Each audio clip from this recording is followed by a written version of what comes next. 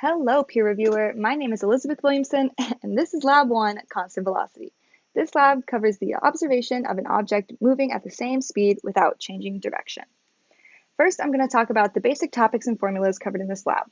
Newton's second law, also known as the momentum principle, refers to the acceleration of an object and its relation to net force and mass. The basic formula is net force equals mass times acceleration.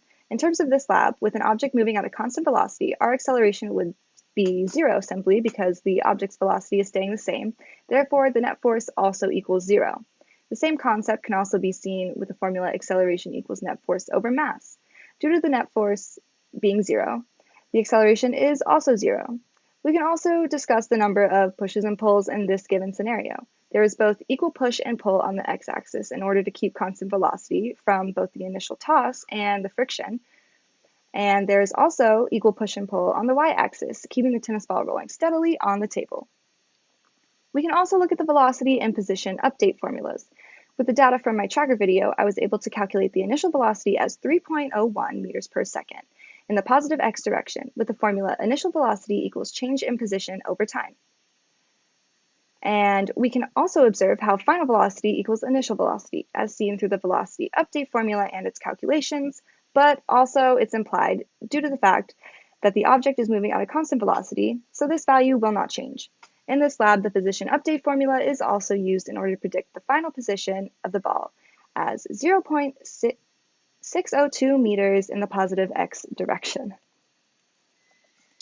And here is the video of the tennis ball that I input into Tracker to determine the object's position over a time of 0.2 seconds. All right, and here you can see my setup of my axes in Tracker with the ball centered at the origin prior to moving in this positive x direction. I also wanted to show the changes made to my code. The ball's initial velocity was set at 3.01 meters per second in the x direction as previously found, and the ball's updated position was changed to reflect the data found in Tracker.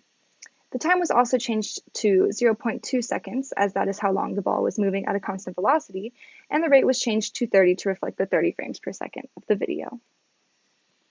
And here we can see how the ball moved from the origin to the endpoint along the x-axis for 0.02 seconds when I ran my code. We can also observe how the position time graphs from both GlowScript and Tracker are almost exactly the same, with the position of the Tracker model ending at a point slightly before the GlowScript model. This is reflected through the data found as the code produced at the endpoint of 0.602 meters and the observation in Tracker produced an endpoint of 0.587 meters. We can also see from the velocity time graph that velocity is remaining constant at 3.01 meters per second, which is the same as the velocity calculated previously. Lastly, we can see how both the observed data and the predicted data move at around 3.01 meters per second, with the observed data ending at 0.5868, being slightly slower than the predicted data at 0.602 meters, once again proven by the differentiating endpoints here. We can also utilize the graphs to visually compare and contrast the observed data, the blue line versus the predicted data, the orange line. In the top graph, we can see the data moving in a positive x direction with the observed points moving at almost the same distance per second throughout, although we can again see that it moves slightly slower than the predicted data. This could be because friction exists in the observed data, but the predicted data exists in a perfect computed scenario without friction. The bottom graph then illustrates what would happen to the data if you switched the direction of the axis so that the ball was moving in the negative x direction.